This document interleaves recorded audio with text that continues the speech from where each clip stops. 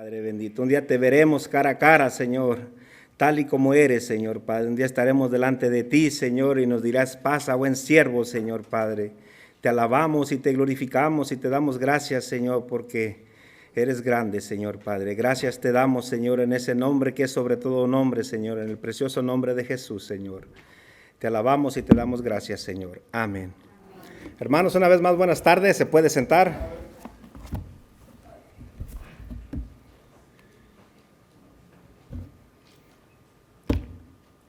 Como ya saben, el Miguel estuvo abriendo con el Evangelio de Juan en el capítulo 16, para que tenga lista su Biblia, ¿no? Vamos a leer todo el capítulo, nomás es hora y media, para que no esté mal acostumbrado como el pastor, ¿no? Hermanos, cuando uno se despide de un ser querido, nos duele, ¿no? Sabemos que es difícil, aunque a veces tenemos la seguridad de que un día lo volveremos a ver, pero pues tenemos como un dolorcito acá interno, ¿no? Que no nos deja, ¿no? Y porque sabemos que ese ser querido está allí para nosotros todo el tiempo, pero a veces no hay nada más difícil que una despedida. No importa si se va muy lejos, si se va por poco tiempo. Cuando se llama a un ser querido, uno no quiere separarse de él, ¿no? Yo creo que cada uno de nosotros, o la mayoría de nosotros, hemos tenido alguna experiencia más o menos así, ¿no? A lo mejor cuando nos venimos a este país, ¿no? Muchos de nosotros dejamos, pues, abuelos, tíos, mamá, papá. Algunos dejaron esposas e hijos. Y pues yo recuerdo que mi mamá, cuando yo le decía que me iba a venir, pues no quería que me viniera, y ella lloraba mucho. Y pues cómo no, pues iba a venir su hijo, ¿no? Yo pienso que cada uno de nosotros pasó por algo similar. Conocí una persona que se llama Rubén, porque ya falleció, ¿verdad? Esta persona, decían que cuando esta persona se vino, que quería tanto a su familia, que cuando él se vino, pues se vino, y cuando se despidió, que le dolía mucho la familia, los hijos, la esposa. Y cuando llegaba el fin de semana, hablaba con ella y con los niños, y que se agarraba llore y llore y llore por la emoción, o el sentimiento le ganaba, ¿no? Y no lo culpo, porque pues son sentimientos de humano, ¿no?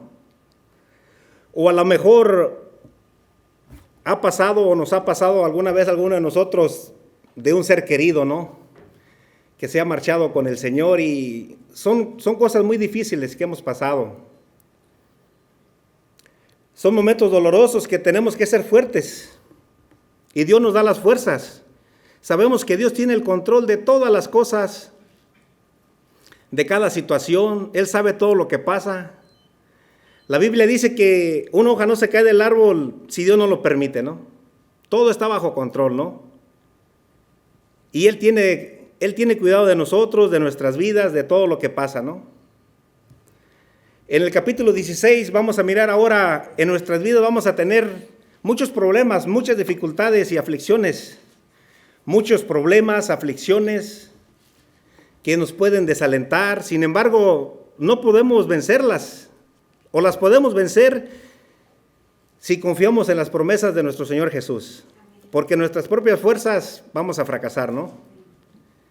Le voy a dar un repaso desde el capítulo 13 hasta el capítulo 16 que llegamos. En estos 3 capítulos, a mí me encanta el Evangelio de Juan. Todos son hermosos, pero Juan es un evangelio hermoso. En el capítulo 13 al 16, este es un discurso que Jesús ya no se dirige a las multitudes, ¿no? Jesús ya no se dirige a los escribas, a los religiosos, a los fariseos. Estas palabras nada más son para los suyos, para su grupo, para los 12 apóstoles. Y este discurso Jesús en el capítulo 13, el versículo 1 dice: antes de la fiesta de la Pascua, sabiendo que Jesús había llegado su hora para que pasara de este mundo al Padre, cómo había amado a los suyos que estaban en el mundo, los amó hasta el fin, dice. Jesús los amó hasta el fin, ¿no? La Biblia también les dice que uno de ellos lo traicionaría. Y dice la Biblia que él se levantó, se humilló y comenzó a lavarle los pies a los discípulos para que quedaran limpios. En otras palabras, Jesús los estaba preparando porque los tiempos que iban a venir eran muy difíciles. Él se puso el ejemplo él mismo de cómo deberían humillarse unos con otros o cómo deberían tratarse unos con otros porque él ya no iba a estar con ellos. Ese es un gran ejemplo. Y dicen las Escrituras que cuando Judas Iscariote, hijo de Simón, después de que él probó el bocado que Jesús estaba dando esa noche, Satanás entró en él. Entonces, es algo interesante aquí. Entonces quiere decir que cuando estamos bajo la tutoría de Jesús o estamos con Jesús, el diablo no tiene poder para nosotros. No tiene ningún poder bajo los hijos de Dios. También les dice Jesús, les da un nuevo mandamiento, que os améis unos a otros. Este sería la señal. Dice, este sería la señal que son mis discípulos. En esto se conocerán o se distinguirán de las demás personas, que se amen unos a otros. Jesús está preocupado por ellos. Él quiere dejarlos bien instruidos porque la prueba va a ser dura. Van a venir los problemas y no va a ser fácil. Quiere decir que estén listos para que cuando pasen estas cosas, pues que no los sorprendan. Ese es en el capítulo 13. En el capítulo 14 le dice, a mí me gusta mucho cuando dice en este versículo 1, dice, no se perturbe vuestro corazón. ¿Creéis en Dios? Creed también en mí, dice Jesús, ¿no? Estas palabras son hermosas para todos nosotros también. No se preocupen, dice, confíen en mí. Dice, porque también voy a prepararles un lugar. También les dice que Él es el camino. En esta vida hay muchos caminos. Los freeways están llenos de caminos a los casinos, a todos lados, ¿no? Pero dice, yo soy el camino, la verdad y la vida. Dice, no hay otro. Yo soy el camino para llegar al Padre, ¿no? También les hace una promesa. Les dice que les va a enviar el Espíritu Santo. Otro igual que Él, ni más ni menos. Otro igual que Él, el ayudador. Dice, no los dejaré huérfanos. Vendré a vosotros, que el Espíritu Santo les enseñará todas las cosas y les recordará todo lo que les he dicho. En ese momento Jesús no puede decirles todo porque ellos están nerviosos, están que no pueden, están como tramados, se puede decir, porque Él se va a ir. No saben qué hacer, que los problemas van a venir. Pero también les dice Jesús en el 14, dice, también les da la paz, pero no como el mundo la da, dice. Esa paz que sobrepasa todo entendimiento, dice. Aunque tengas problemas, dificultades, enfermedades, estés intranquilo, sabiendo que Él tiene el control. Él dice, yo les doy mi paz. Y les dice estas cosas para que estén tranquilos. En el capítulo 15 les dice que Él es la vid. Que si no llevamos frutos, Él nos cortará y nos echará al fuego. Pero dice que si llevamos frutos, aún así nos apodará para que llevemos más fruto.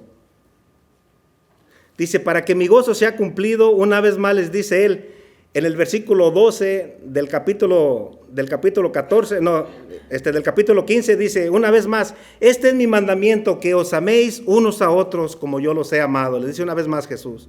Otra vez les pone el ejemplo, que se amen. Y también les llama amigos. Dice, ya no son mis amigos, dice, ahora son mis amigos, yo no les llamo siervos. En el versículo 16 le dice, no me elegisteis vosotros a mí, sino que yo los elegí a vosotros. Y os he puesto para que vayan y den fruto y vuestro fruto permanezca, para que todo lo que pidieras al Padre en mi nombre, Él se los dé.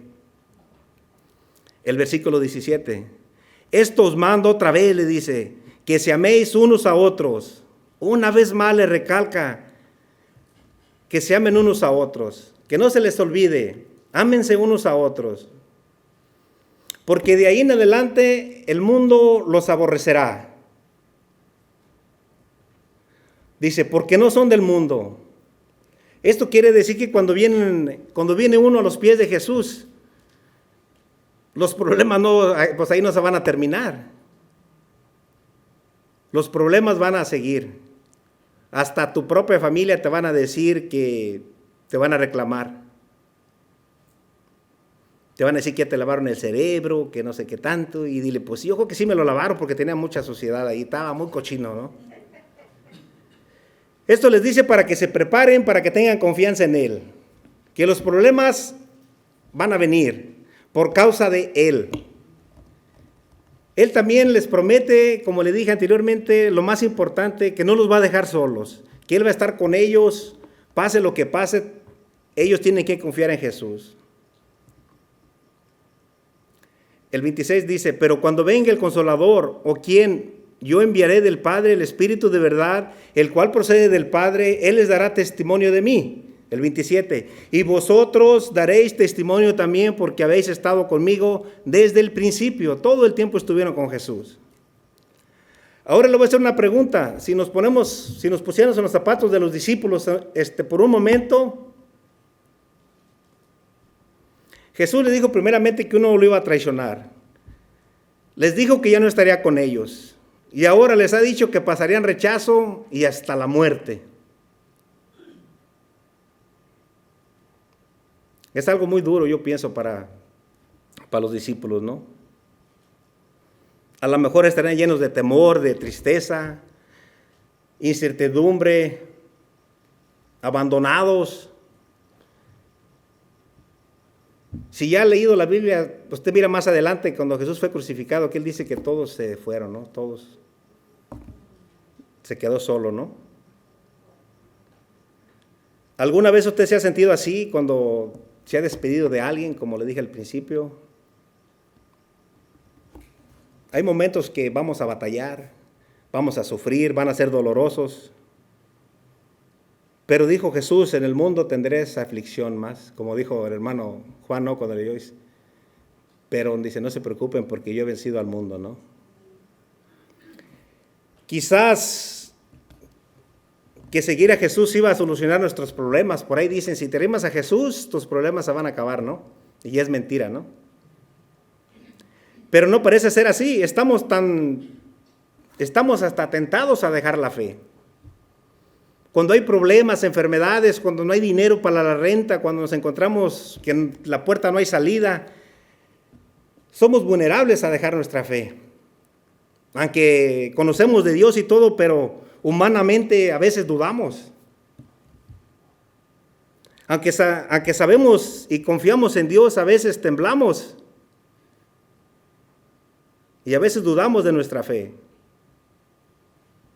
A veces pensamos que el problema es enorme, que es más grande que Dios. Nos cegamos, no podemos ver más allá del...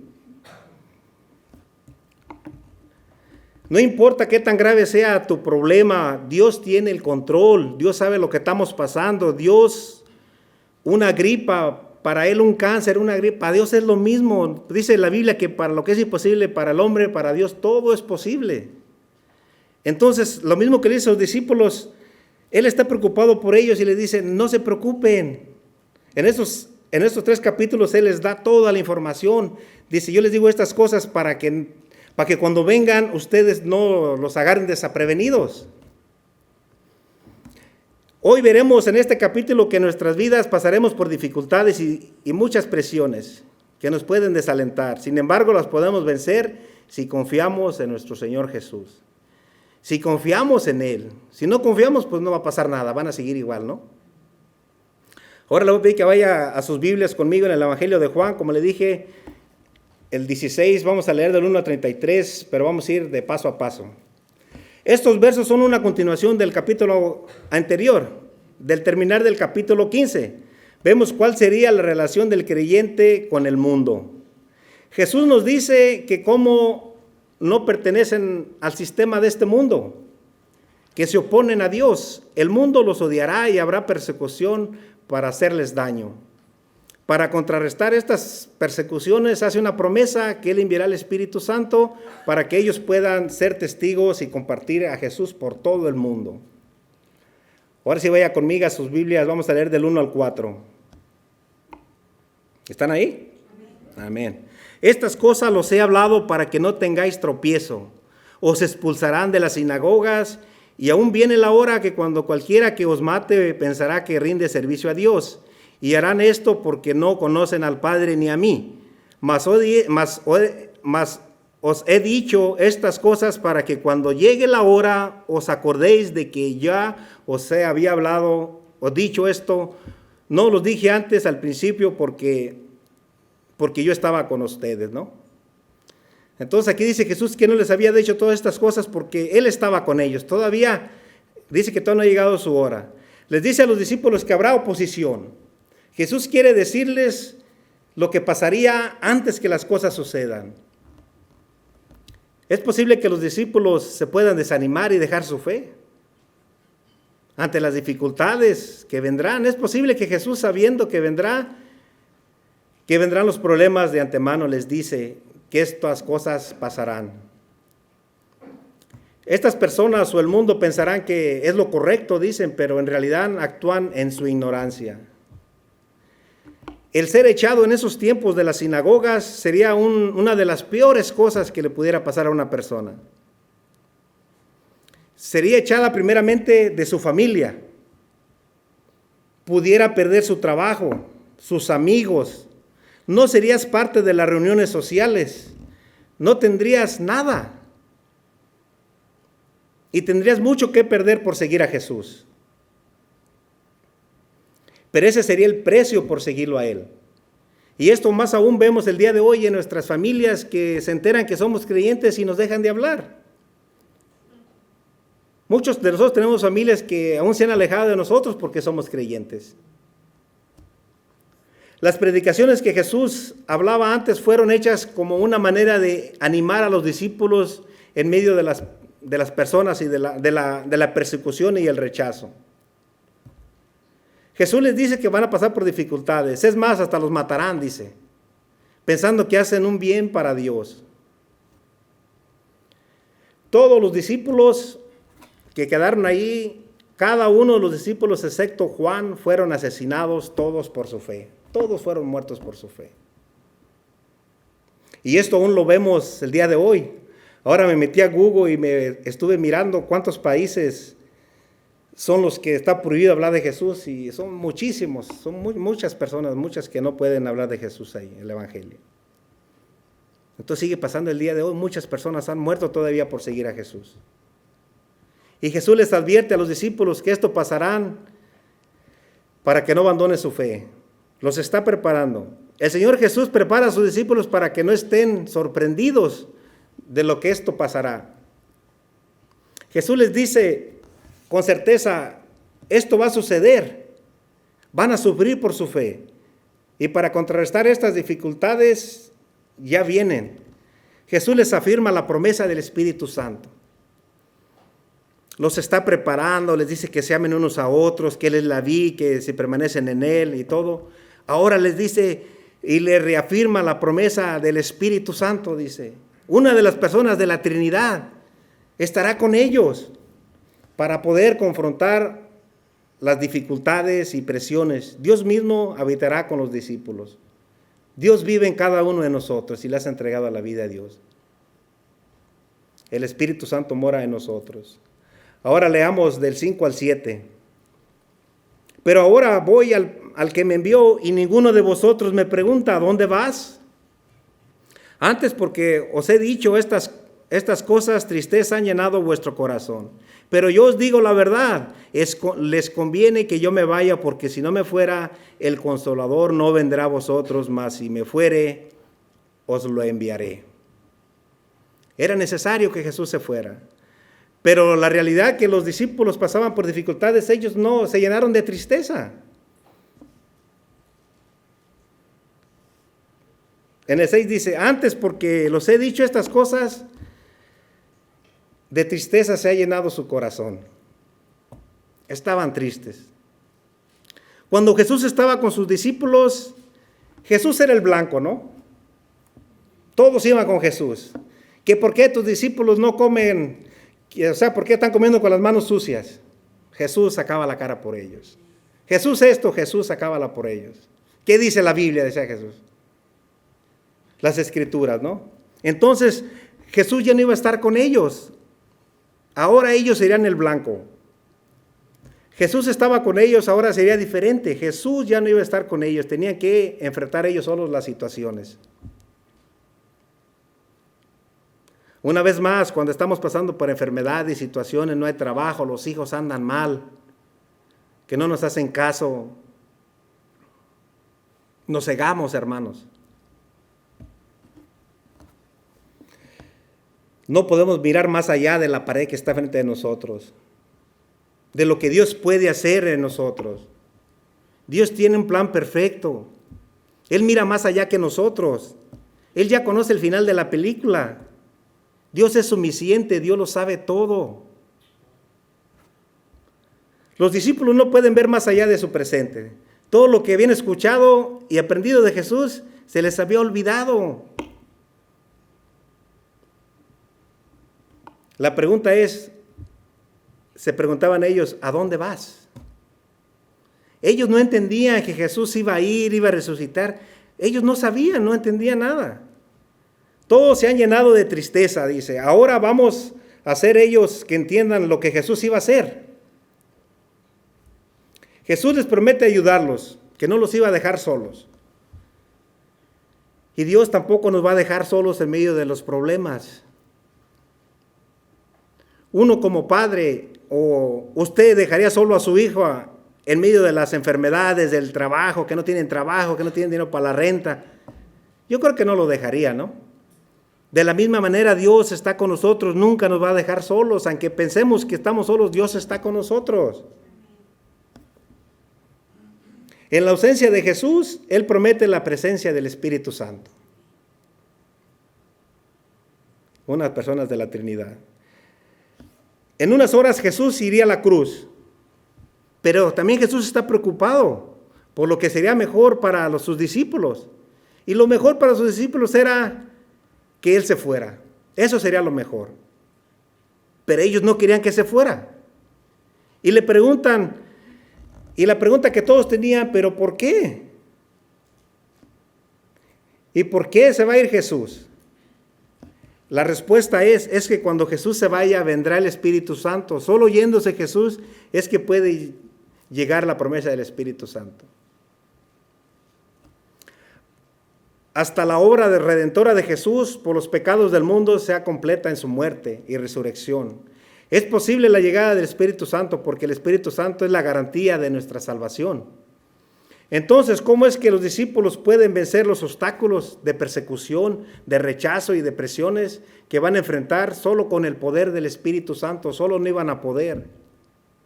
Si ya ha leído Hechos, usted sabe todo cuando llegó el Espíritu Santo, cómo son ellos ahora o cómo fueron. El ayudador Jesús tenía que irse para que pudiera venir el Espíritu Santo. Se puede traducir como abogado, consolador o ayudador, defensor, como quien es llamado junto al acusado, cuando usted va a la corte y se para un abogado delante de usted para defenderlo. Es el Espíritu Santo que actúa como fiscal que está a favor de cada uno de los hijos de Dios. Lo único que deben hacer los discípulos es confiar y esperar la venida de las promesas de Jesús, que cuando venga todas estas cosas las podrán vencer. Cuando venga el Espíritu Santo, una de las obras serán de convencer al mundo, y el Espíritu Santo convencerá al mundo de tres cosas: la primeramente de pecado, segundo de justicia y tercero de juicio. Ahora vaya conmigo del 8 al 11. Y cuando venga convencerá al mundo de justicia y de juicio, de pecado por cuanto no creen en mí, de justicia por cuanto voy al Padre y no me veréis más, y de juicio por cuanto el príncipe de este mundo ya ha sido juzgado. Mientras los discípulos testifican acerca de Jesús, el Espíritu Santo hará el trabajo de convencer a las personas de su error. Son tres áreas en las que testifica el Espíritu Santo. Se reacciona con la necesidad de la humanidad y la obra redentora de Cristo. El Espíritu Santo tiene muchas funciones en la vida del creyente, muchas funciones, pero en estos versos su función en el mundo. En el mundo tiene como función de convencer de pecado, de justicia y de juicio en estos versículos. El Espíritu Santo actuó como fiscal y como fiscal traerá pruebas o evidencia de que el mundo está en error y por su necesidad por Dios. Y sus pruebas son de convencer al mundo acerca de pecado, de justicia y de juicio.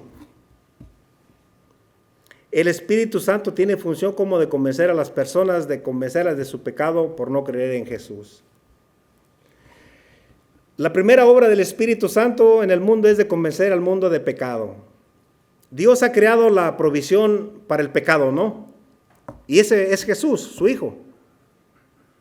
Él cargó con nuestros pecados. El mundo rehúsa creer en Él y el Espíritu Santo da testimonio acerca de Jesús para convencer lo que necesitamos y que Él es el único camino para llegar a Dios. ¿Y cómo hace esto? El Espíritu Santo trae convicción a la conciencia de nuestras vidas. Tengo 3 ejemplos. Cuando estás tentado a pecar y no puedes, hay alguien que te silba, que te dice un alto, que te pones nervioso, que hasta te sudan las manos, ¿no? Ese es el Espíritu Santo que te está hablando interiormente dentro de ti. 2, cuando vas a la tienda, a la Norge o no sé a cuál vayas, y que miras las uvas, las fresas, y que te quieres tomar una y volteas que todos te miran, y siempre que todos te miran, y no puedes. Ese es el Espíritu Santo. O cuando haces algo indebido, porque todos los días pecamos y te sientes desagusto, andas que no puedes contigo, algo mal en tu persona. Hasta que te hincas y le pides perdón a Dios y ya sientes como una carga liviana. Ese es el Espíritu Santo que te está hablando, ¿no? Dice, hablando Jesús a Nicodemo, le dice, el 18, en el 3:18, pues ese no lo tengo ahí. El que cree en él no es condenado, pero el que no cree ya está condenado por no haber creído en el hombre del Hijo unigénito de Dios. Y el 36 dice, el que cree en el Hijo tiene vida eterna, pero el que rechaza al Hijo no sabrá lo que es esa vida, sino que permanecerá bajo el castigo de Dios. El Espíritu Santo convencerá al mundo de pecado y ese pecado es el no creer en Jesús. El Espíritu Santo también convence de justicia. Convencer de justicia porque Jesús va al Padre. La segunda obra o tarea del Espíritu Santo al mundo es de convencer de justicia. Dice, en cuanto a la justicia, porque voy al Padre y ustedes no podrán verme. ¿Y qué relación tiene su sensación al cielo con la justicia, su asunción al cielo con la justicia? Bueno, Jesús al ascender al cielo, Dios nos dio a conocer que Jesús vino a una vida perfecta sin pecado, por la cual Él recibió el cielo. Esta es la justicia o el tipo de vida perfecta que Dios, el Padre, acepta para entrar al cielo. Jesús es el estandarte o el modelo de justicia, una vida perfecta sin pecado. El Espíritu Santo nos convencerá que nosotros somos justos, no vivimos una vida perfecta, necesitamos la justicia de Jesús que sea aplicada a nuestra cuenta. No es por nuestras obras o lo que hagamos, sino por lo que Jesús hizo por nosotros allá en la cruz. El Espíritu Santo nos convencerá que necesitamos la justicia de Dios, y cuando reconocemos esto, el Padre ya no mira nuestros pecados, sino que la justicia de Dios, de Jesús, ha sido otorgada a nosotros por nuestra fe. Ya no nos mira a nosotros, sino nos mira a través de Jesús. El Espíritu Santo convence de pecado y de justicia. Ahora veremos también de juicio. Convencer de juicio porque el príncipe de este mundo ya ha sido juzgado, dice. La tercera obra del Espíritu Santo en el mundo es de convencer de juicio. Jesús nos dice en el verso 11 que en cuanto al juicio, porque el príncipe de este mundo ya ha sido juzgado. ¿Y dónde fue juzgado Satanás? En la cruz. Satanás es llamado el príncipe de este mundo cuando el pecado entró por medio de Adán. Pero él fue juzgado en la cruz, ahí se acabó. Mas Jesús vino a este mundo para redimir y comprar de nuevo lo que se había perdido, ¿no? El precio de redimir al mundo fue su muerte, su sangre. Jesús murió para comprar nuestra libertad de pecado. Juntamente con eso, Satanás fue juzgado. La prueba de su victoria sobre Satanás fue su resurrección. Esa fue la prueba más grande, que Jesús resucitó. El Espíritu Santo, quien hace testimonio de esto, el Espíritu Santo nos convence, nos demuestra nuestra necesidad por Jesús. El Espíritu Santo hace esta obra con el fin de que el mundo llegue a creer en Jesús. Esta es la promesa de Jesús para los discípulos. Y podemos estar confiados en las promesas de Jesús cuando nos sintamos aprisionados, que la puerta ya no tiene salida. Allí es cuando tenemos que arrodillarnos y pedirle a Dios. Hablamos acerca de la obra del Espíritu Santo en el mundo. Ahora Jesús les dará la obra a los creyentes, la cual es guiarlo a toda la verdad. Ahora vaya conmigo del 12 al 15. Dice el 12, aún tengo muchas cosas que decirlos, pero ahora no las podéis sobrellevar. Pero cuando venga el Espíritu, Él os guiará a toda la verdad, porque no hablará por su propia cuenta, sino que hablará de todo lo que oyere y os hará saber las cosas que habrán de venir. Él ha glorificado porque tomará de lo mío y los hará saber. Todo lo que tiene el Padre es mío, por eso le dije que tomará de lo mío y se los hará saber. Aún hay cosas que Jesús quiere decirles a sus discípulos, pero el Espíritu Santo se los dará a conocer cuando sea su tiempo perfecto. Jesús no iba a abandonar a sus discípulos en sus propias fuerzas y tampoco nos va a abandonar a nosotros en nuestras propias fuerzas. Él les prometió que iba a enviar a su Espíritu y los iba a guiar a toda verdad. Otra de las obras o funciones del Espíritu Santo es el guiar al creyente a toda verdad. Nuestro Señor Jesús aún tenía más cosas que decirles a los discípulos, mas ellos aún no estaban muy preparados y es el Espíritu Santo quien nos llevaría a la verdad de Dios. Los discípulos aún no estaban en la capacidad de recibir más cosas del Espíritu Santo. El Espíritu Santo les daría entendimiento más adelante. Jesús les ha dicho muchas cosas desde el capítulo 13 hasta aquí. Ha hablado bastante Jesús desde el 13 hasta estos versículos. Los discípulos estaban confundidos, estaban con temor, con tristeza. Jesús no quería ponerles más de lo que podían soportar, porque tampoco no iban a entender lo que iba a pasar. Y no era el momento adecuado. El Espíritu Santo sería quien dara y guiara entendimiento. Esta es la tercera vez que Jesús menciona el Espíritu Santo hasta esta verdad, hasta este discurso. ¿Y qué es lo que el Espíritu Santo hablará acerca de Jesús? El Espíritu Santo testificará de Jesús. El Espíritu Santo tiene como obra o tarea glorificar a Jesús. Los discípulos serían guiados a la verdad. Dios, y esto es cuando guiarlos día a día, también inspira el Nuevo Testamento cuando lo escribieron.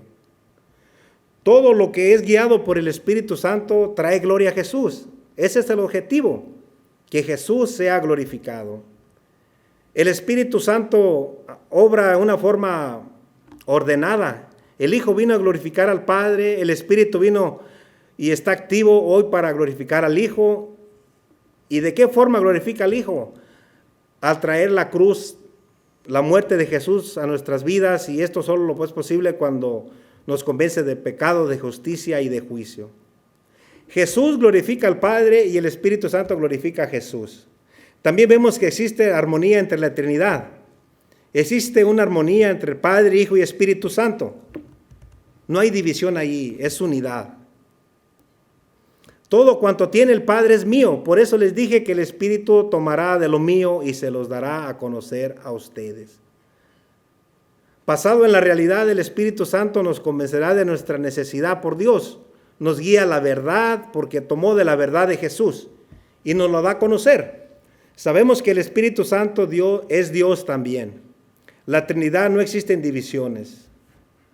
Entonces, mientras los discípulos pasan por rechazo, dificultades, aflicciones, Jesús les promete la ayuda. La ayuda viene en camino. El Espíritu Santo, otro igual que Él vendrá, estará con ellos para siempre. Y cuando Él traiga pruebas o evidencias del mundo por su necesidad por Dios, y no solo eso, sino que también los guiará a toda verdad. Jesús no quiere que sus discípulos se desanimen, sino que confíen en Él, en sus promesas. Si ellos lo hacen, podrán vencer sus obstáculos. Este mismo Espíritu Santo está para usted, para hoy, igual que como Jesús, uno equivalente a Jesús. Esa es la promesa de Jesús, el Espíritu Santo, y con Él podemos vencer todas nuestras dificultades y presiones de nuestras vidas. Jesús ya no va a hablar del futuro. Ahora les cambia el tema y les recuerda, ya no estaré con ustedes, porque un poco más ya no me verán y después lo volverán a verlo, dice Él. Esto les traerá confusión más a los discípulos. Se van a preguntar uno al otro, pues ¿qué quiere decir Jesús con esto? Ahora vaya conmigo al versículo 16 al 18. Todavía un poco y no me veréis, y de nuevo un poco y me veréis, porque yo voy al Padre. Entonces se dijeron algunos de sus discípulos unos a otros, ¿qué es esto lo que dice? Todavía un poco y no me veréis, y de nuevo un poco y no me veréis. ¿Y por qué yo voy al Padre? Decían pues, ¿qué quiere decir con todo? Un poco, no entendemos lo que habla. Estaban confundidos. Jesús les dijo que por un poco ya no lo verán y después sí lo volverán a ver. Jesús iba a morir en la cruz, por lo cual ya no lo verían. Y después la resurrección, que otra vez lo verían. Pero ellos no entendían eso, estaban confundidos. Ya llegaba el tiempo de que Jesús fuera arrestado, juzgado y crucificado. Jesús les dijo a sus discípulos, todavía un poco y no me veréis. Ya había comenzado su camino al sepulcro él. Sin embargo, añadió de nuevo un poco y me veréis. Él va a resucitar entre los muertos y se les aparecerá vivo. Los discípulos escuchaban estas palabras, pero no lo entendían. No le entendían el significado. Se miraban el uno al otro y decían, pues, ¿qué quiere decir con esto? Todavía iba a suceder dentro de poco. ¿Qué quería decir con esto? Se quedaban confusos, pero no se atrevieron a preguntarle. Pero Jesús se dio cuenta de esto, que le querían hacer preguntas, y le respondieron. Y le responde, aún más les explica que mientras se va, ellos sufrirán, estarán tristes, pero con un propósito. La razón es para que ellos tengan gozo cuando Él vuelva después de la resurrección. Ahora vaya conmigo del 19 al 24. Jesús conoció que querían preguntarle y les dijo, ¿preguntáis entre vosotros acerca de esto?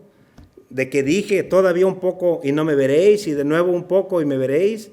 De cierto les digo que vosotros lloraréis y se lamentaréis, y el mundo se alegrará.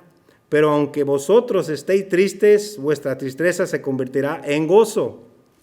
La mujer cuando da la luz tiene dolor, pero la mujer tiene dolor, pero porque ha llegado su hora. Pero después que ha llegado la luz, a un niño ya no se acuerda de la angustia, porque el gozo de que ha nacido un hombre en el mundo. También vosotros ahora tenéis tristeza, pero os volveré a ver y se gozará vuestro corazón, y nadie os quitará vuestro gozo. En aquel día no me preguntarán nada. De cierto os digo que todo cuanto pidiere el Padre en mi nombre, Él se los dará. Hasta ahora no habéis pedido nada en mi nombre. Pedid y recibiréis para que vuestro gozo sea cumplido. Sabiendo lo que ellos decían, le responde y les dice, pasarán por dolor y después vendrá el gozo, ¿no? Los discípulos les esperaba una tragedia, un gran dolor por el arresto de Jesús. Todos se iban a dispersar y a llorar y se iban a lamentar.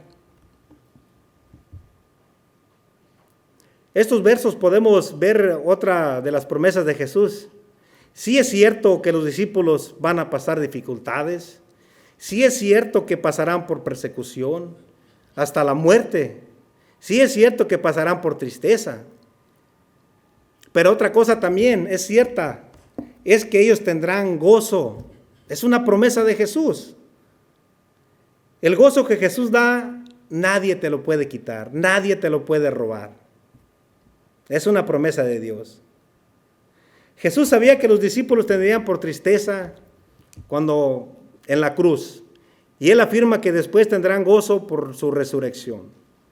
Jesús le repite las mismas palabras que los discípulos le decían entre ellos. Los discípulos estaban confundidos y Jesús toma tiempo para ayudarlos a entender lo que quiere decir, qué es lo que pasa mientras ellos no puedan verlo.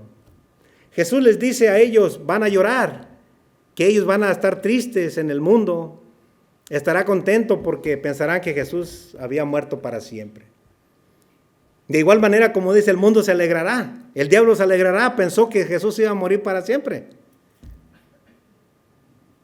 Mas al tercer día, cuando Él resucite, su tristeza se convertirá en gozo, ¿no? Nadie se lo podrá quitar. Jesús le está dando una promesa a sus discípulos que confíen en Él. Sí van a pasar por estos momentos difíciles, pero yo estaré con ustedes nuevamente, les dice Él. Y para llevar esta promesa a casa, una de la ilustración de la mujer que dio la luz, ¿no?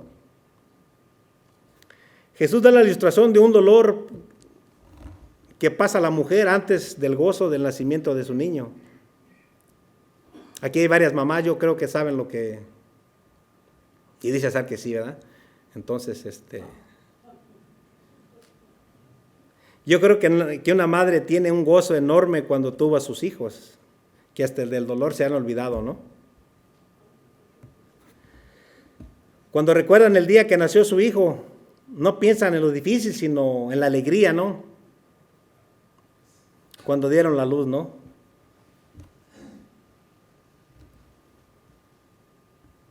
Yo estuve con mi esposa cuando iban a nacer Ricardo y me decía mi esposa, pues me agarraba y me sacudía, dice, háblale al doctor que ya no puedo.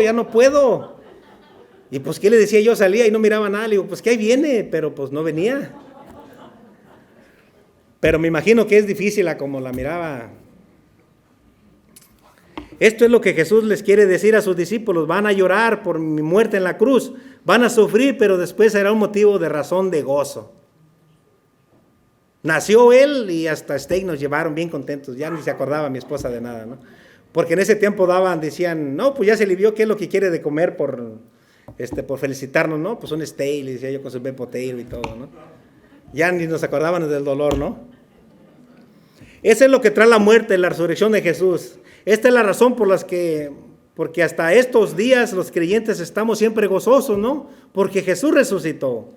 Sin importar las pruebas, enfermedades que vengan, las circunstancias, no importa lo que suceda a nuestro alrededor, Jesús está vivo, hermano. Y Él murió por nosotros y está sentado a la derecha del Padre. Los discípulos tenían que confiar en la promesa de Jesús. Solo confiando en Él podrían soportar las dificultades por venir. También nosotros, solo confiando en Jesús, podemos soportar las pruebas que se vienen. El día del gozo de los discípulos comenzará el día de la resurrección. No tendrán que pedir cuentas a Jesús de nada. En ese tiempo, en ese día ya no van a estar confundidos como el rompecabezas, ¿no? Todos van a encajar y va a estar el cuadro completo. Van a ver y van a entender todas las cosas cuando lo miraron ya a Jesús de nuevo. Cuando Jesús envíe el Espíritu Santo como lo prometió a los discípulos, entenderán también todos los detalles. Cuando llegó en Pentecostés, ¿no? Ahora otra promesa de Jesús les hace a sus discípulos es que ellos tendrán acceso al Padre, ¿no? A través de la oración, le dice, ¿no? El 24 dice, hasta ahora no he pedido nada en mi nombre, pidan y recibirán para que su alegría sea completa, ¿no? Ahora tenemos acceso al Padre en el nombre de Jesús. Y por eso oramos siempre en el nombre de Jesús, en el nombre de Jesús. Porque no hay otro nombre, ¿no? Jesús les promete que los discípulos tendrán gozo completo cuando tengan acceso al Padre. Los discípulos ya no habían perdido el nombre de Jesús. Habían pedido el nombre de Jesús. Nunca habían pedido el nombre de Jesús. Ninguna cosa, porque Él estaba con ellos. Después de su muerte y resurrección, los discípulos y todo creyente tendrá acceso por medio de Jesús. Recuerden que Jesús les dijo, yo soy el camino, la verdad y la vida. En el nombre de Jesús podemos pedir y podemos también recibir, ¿no? Cuando los discípulos cuando tengan este gozo, será completo. Jesús irá a ser un camino al Padre para que todos tengamos acceso a Él. Los discípulos pasan por dificultades por cuanto ellos confían en Jesús. Y Él dará ese gozo que nadie lo podrá quitar. Después de decirle estas cosas, Jesús repite que se irá al Padre. Y como Jesús le respondió a los discípulos, sin que ellos le hayan preguntado, ellos hacen una declaración de fe, ¿no? Ahora vaya conmigo al 25 al 30. Estas cosas los he hablado en alegorías, de ahora viene cuando ya no os hablaré por alegorías, sino que claramente os anunciaré acerca del Padre. En aquel día pediré en mi nombre y no os digo que yo rogaré al Padre por vosotros, pues el Padre mismo los ama porque vosotros me habéis amado y habéis creído que yo salí de Dios. Salí del Padre y he venido al mundo y voy al Padre. Le dijeron sus discípulos, he aquí ahora hablas claramente y ninguna alegoría dices. Ahora entendemos que sabes todas las cosas y no necesitas que nadie te pregunte, por esto creemos que tú has salido de Dios. Jesús les afirma a los discípulos que cuando resucite les hablará claramente del Padre, pero antes no se podrá cumplir el objetivo, dice. Los discípulos les era difícil entender a Jesús. ¿Cómo es que Él iba a resucitar, no? Jesús es parte por lo que hablaba en el lenguaje figurado, usaba figuras, comparaciones, hablaba de manera oscura porque el tiempo era demasiado prematuro para empezar a revelarles todo lo que, así de forma directa. Jesús ya no hablaba con palabras que les confundiera, sino que ahora sí les hablaba muy claro. En aquel día Él vuelve a estar con ellos después de la resurrección. Jesús les hablará sin comparación o sin palabras que confundan. Les hablará claro acerca del Padre.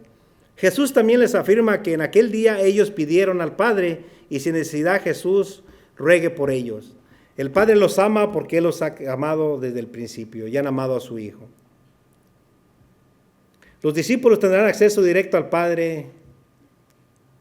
Escucha sus oraciones.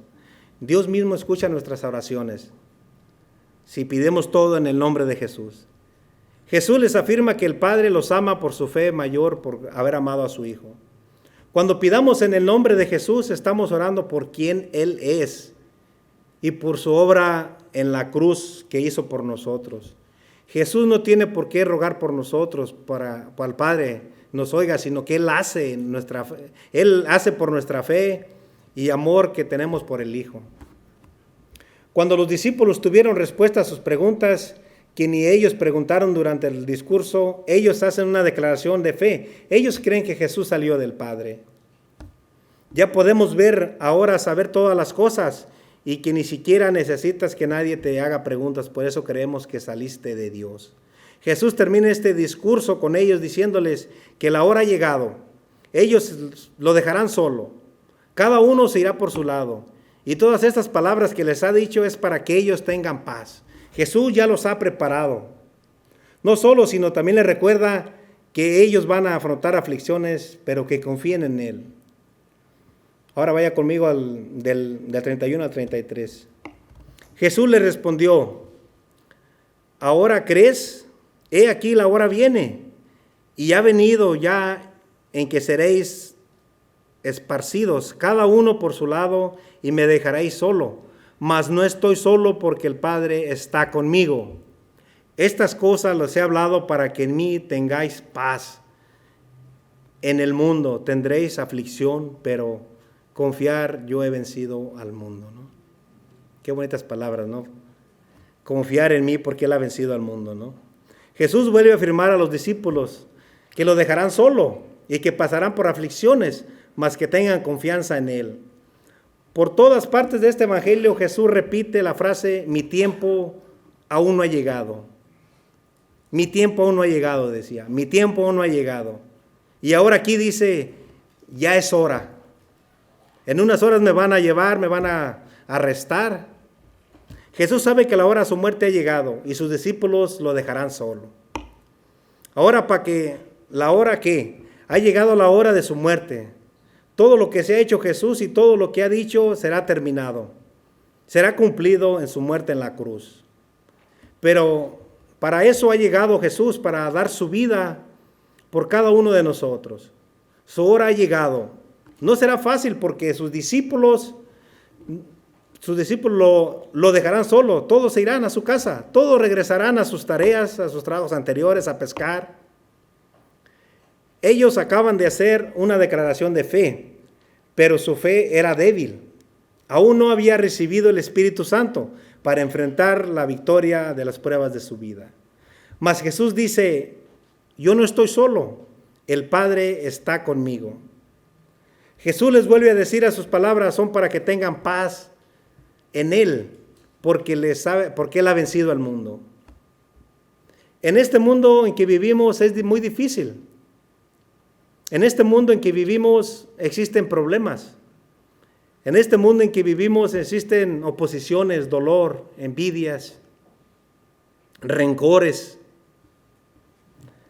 Mas las promesas de Jesús son para que tengamos paz. En medio de estas cosas, de los problemas, Jesús no elimina estas cosas, sino que Él nos da paz. No te va a quitar los problemas. Cuando enfrentamos estas cosas, la paz que recibimos por medio de las promesas de Jesús no la puede quitar el mundo, hermano. Y porque podemos confiar en las promesas de Jesús, porque Él ha vencido el mundo. Venció el mundo con su muerte y su resurrección en la cruz. Jesús superó y conquistó al mundo. La palabra vencido en su original es mikao. Y de esa palabra viene la palabra Nike, de los zapatos, vencedor o conquistador. Podemos tener ánimo en nuestras pruebas y dificultades porque confiamos en Jesús. Esta es la victoria sobre todas las cosas. Entonces afirmó una verdad. Inquietamente en este mundo experimentaremos opresión, aflicción, pruebas, dificultades. A lo mejor no nos van a amenazar, ¿verdad? Pero vamos a pasar muchas pruebas, depresión, pero debemos cobrar valor, tener buen ánimo para poder ganar esta batalla sobre este mundo. En conclusión, el día de hoy vimos que los discípulos fueron animados a confiar en Jesús, aún en medio de las dificultades, de los problemas que iban a enfrentar. Y de la misma manera yo los animo a confiar en Jesús en medio de los problemas, de las dificultades, de todo lo que enfrentan. Yo no sé esos problemas, pero Jesús sí lo sabe. Vimos que Jesús les dio promesa a sus discípulos para poder tener paz en medio de las aflicciones de este mundo. Vimos que Jesús les prometió el Espíritu Santo, quien es la misma persona, la misma esencia que Él. El Espíritu Santo les dará todo lo que ellos necesitan mientras ellos testifiquen acerca de Jesús. Vimos que Jesús les prometió que después de su muerte y resurrección los discípulos tendrían gozo al volver a verlo. Vimos que Jesús les prometió que ellos tendrían acceso al Padre por medio de la oración, por medio de su nombre. Vimos que Jesús les prometió paz en medio de la tormenta, de las presiones de este mundo. ¿Y por qué no podemos confiar en las promesas de Jesús? Si Él ha vencido el mundo, ¿no? Y esas mismas promesas son para nosotros. Recuerda cuando vengan los problemas, las dificultades. Recuerda las promesas de nuestro Señor Jesús. Él ha vencido al mundo. No se perturbe vuestro corazón. Tenemos que confiar en Él. Pase lo que pase. Él tiene el control. Dios Todopoderoso tiene el control, hermanos.